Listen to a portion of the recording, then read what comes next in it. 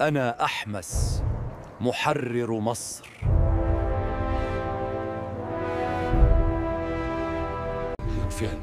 يتحدث الملك أحمس الأول عن نفسه كمحرر مصر الجديد، مؤسس الأسرة ال18، كما يصف نفسه كملك عادل ومصلح قام بإعادة بناء المعابد وتطوير الاقتصاد وفتح طرق التجارة الجديدة. محرر مصر يعرف نفسه بمحرر البلاد من الهكسوس، حيث قاد الجيوش لطرد الأعداء واستعادة سيادة طيبة على كامل مصر. باني المعابد أمر بصناعة أوان جديدة لمعبد آمون بالكرنك، وصنع سفينة للإله آمون من خشب الأرز الذي استورده من لبنان. البر والتقدير لأمه وجدته، يظهر احترامه وتقديره لأمه الملكة إياح حتب وجدته الملكة تيتي. أنا أحمس محرر مصر.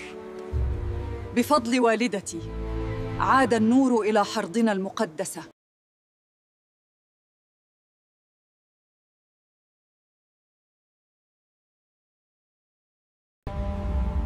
وفي النهاية يدخل المتحف المصري الكبير الجديد ويتحول بداخله